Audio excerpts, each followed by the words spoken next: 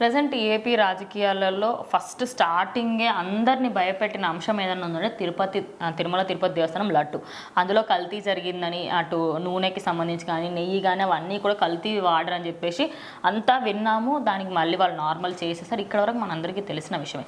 అయితే ఇప్పుడు మాత్రం వైఎస్ జగన్మోహన్ రెడ్డికి సంబంధించి ఆయన అయితే ఒక కీలకంగా ఆయన ఒక A1గా ఉండే ఛాన్సెస్ ఎక్కువ ఉన్నాయన్నమాట. ఇప్పుడు సిబిఐ ఇన్వెస్టిగేషన్ స్టార్ట్ చేసినప్పుడు A2, A3, A4 కొంతమంది 4 పట్టుకోవడం జరిగింది.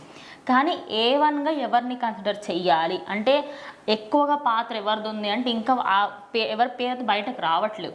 మరి ఇప్పటికైనా అటు జగన్మోహన్ రెడ్డి పార్టీ వాళ్ళు ఆల్రెడీ భయపడుతుందని క్లియర్గా అర్థమవుతుంది.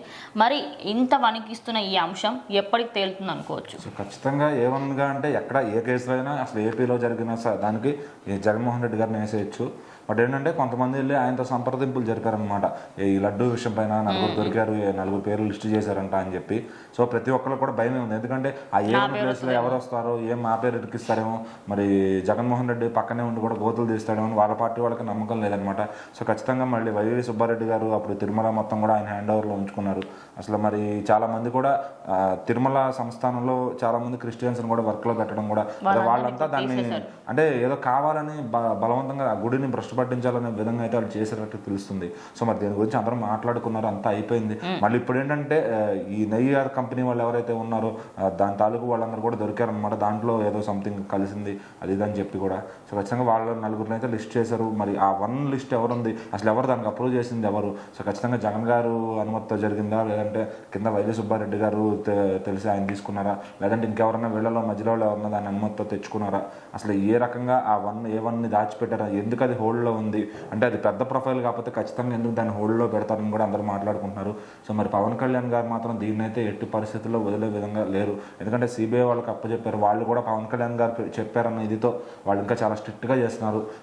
పని మొదలుపెట్టిన అతి త్వరలోనే 4 పట్టుకున్నారు అంటే సో ముందుగా దీని వెనకాల ఉన్న అందరినీ కూడా బయటకు లాగబోతున్నారని తెలుస్తుంది. సో ఖచ్చితంగా ఈ 4లో కాకపోయినా నెక్స్ట్ వచ్చే లిస్టులో అయినా ఖచ్చితంగా జగన్ గారి పేరు, అలాగే ఆయన కింద పనిచేసిన వాళ్ళ పేర్లు, ఆయన కలిసిన వాళ్ళందరి పేర్లు కూడా ఆ ట్రస్టీలో ఎవరైతే ఉన్నారో వాళ్ళందరి పేర్లు కూడా వస్తాయని కూడా తెలుస్తుంది.